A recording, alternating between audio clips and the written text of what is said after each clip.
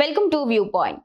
మన దేశంలో డయాబెటిస్ పెరగడం ఆందోళన కలిగించే అంశం. రక్తంలో చక్కెర స్థాయిని నిర్వహించడం, సమతుల్య ఆహారం తీసుకోవడం, మూత్రపిండాల పనితీరు, దృష్టి లోపంపై అంచనా వేయడం ఇవి డయాబెటిస్ గురించి తరచుగా చర్చించుకునే అంశాలు. అంతేకాకుండా ఆందోళన పరిచే అంశాలు కూడా ఇవే.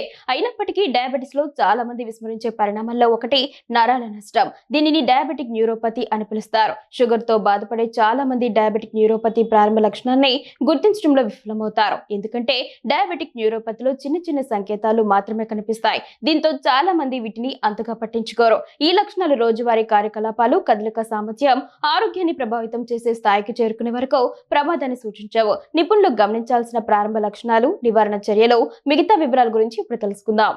రక్తంలో షుగర్ లెవెల్స్ పెరిగినప్పుడు గ్లూకోజ్ స్థాయిలు నాడీ వ్యవస్థకు అవసరమైన పోషకాన్ని అందించే చిన్న రక్త నాళాన్ని దెబ్బతీసినప్పుడు ఈ పరిస్థితి వస్తోంది. అంటే డయాబెటిక్ న్యూరోపతి క్రమంగా అభివృద్ధి చెందుతుందని నిపుణులు అంటున్నారు.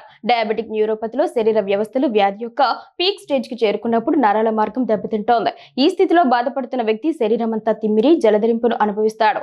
డయాబెటిక్ న్యూరోపతి సాధారణంగా మొదటి చేతిలో, కాళ్ళలోని నరాలను ప్రభావితం చేస్తోంది. ఇది తీవ్రమయ్యే కొద్దీ జీర్ణక్రియపై ప్రతికూల ప్రభావం చూపుతోంది. మూత్ర విసర్జన సమస్యలకు దారితీస్తోంది. డయాబెటిక్ న్యూరోపతిలో నరాల దెబ్బతిన్న సంకేతాలు మొదట చేతులు, కాళ్ళు నరాల్లో కనిపిస్తాయని నిపుణులు చెబుతున్నారు. ఈ పరిస్థితి కాలి వేళ్లలో స్పర్శ కోల్పోవడానికి కారణమవుతోంది. దీనివల్ల జలధరింపు, మంట, నొప్పి వస్తోంది. ఇది క్రమంగా తిమ్మిరికి దారితీస్తోంది. ఈ పరిస్థితి తర్వాత చక్కెర స్థాయిల పరిమితికి మించి పెరిగినప్పుడు నరాలు బలహీనపడతాయి. ఆ తర్వాత దెబ్బతినే ప్రమాదం పెరుగుతుందని నిపుణులు అభిప్రాయపడుతున్నారు.